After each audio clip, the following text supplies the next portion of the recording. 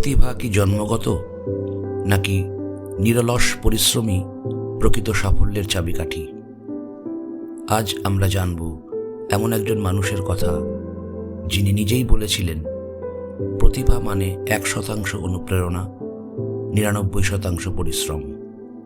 তিনি আর কেউ নন, তিনি মহান বিজ্ঞানী থমাস আলভা এডিসন, যাকে পৃথিবী চেনে বিদ্যুতের জনক হিসেবে। এডিসনের জীবন শুরু থেকেই সহজ ছিল না। মাত্র 12 বছর বয়সে তিনি ধীরে ধীরে শ্রবণ শক্তি হারাতে শুরু করেন। এক কানে তিনি ছিলেন পুরোপুরি বধির, আর অন্য কানে ছিল অল্প শোনা। কিন্তু এডিসন একে কখনো অভিশাপ মনে করেননি, বরং তিনি বলতেন, কম শোনা আমাকে বেশি মনোযোগী করে তুলেছে। চারপাশের শব্দ তাকে বিরক্ত করতে পারত না। এই নীরবতাই তাকে গভীর চিন্তার শক্তি দিয়েছিল। কিশোর বয়সেই এডিসন ট্রেনে ট্রেনে সংবাদপত্র, মিষ্টি আর সবজি বিক্রি করতেন।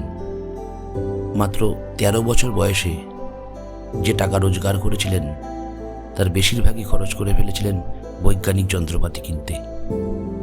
তিনি নিজেই শুরু করেছিলেন একটি ছোট সংবাদপত্র, যার নাম গ্র্যান্ড ট্রাঙ্ক হেরাল্ড।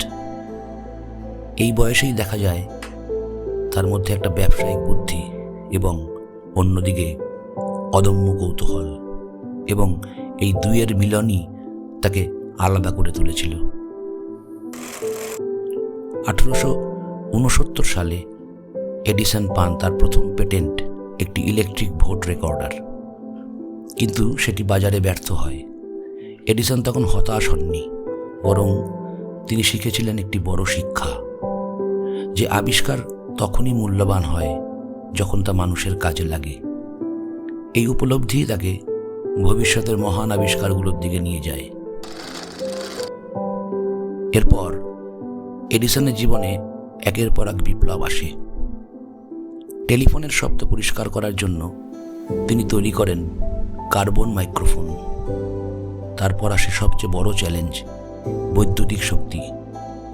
হাজার হাজার পরীক্ষার পর তিনি আবিষ্কার করেন বাঁশের ফিলামেন্ট, যেটা সবচেয়ে কার্যকরী ছিল সেই সময়ে। কিন্তু এডিসন জানতেন, শুধু বাল্ব বানালেই হবে না, বিদ্যুৎ উৎপাদন, বিতরণ, পুরো ব্যবস্থাটাই গড়ে তুলতে হবে। এইভাবেই পৃথিবী পেল আধুনিক বৈদ্যুতিক আলোর যুগ। এডিসনের কৌতূহল এখানেই থামেনি। তিনি কাজ করেন মোশন পিকচার, অর্থাৎ চলমান ছবির প্রযুক্তি নিয়ে। এর ফল কিনেটেনোস্কোপ। জীবনের শেষ দিকে তার শরীর দুর্বল হলেও মন কখনো ক্লান্ত হয়নি। 1931 সালে তিনি পৃথিবী ছেড়ে গেলেও তার চিন্তা আজও জীবিত। থমাস আলভা এডিসন আমাদের শিখিয়ে গেছেন, সাফল্য মানে হঠাৎ আলো জ্বলে ওঠা নয়, সাফল্য মানে বারবার ব্যর্থ হওয়া, তবুও থেমে না যাওয়া। মনে রেখো, প্রতিভা 1%, কিন্তু পরিশ্রম 99%। আজকের আলোচনা ছিল এইটুকুই। শেষ করছি। ধন্যবাদ।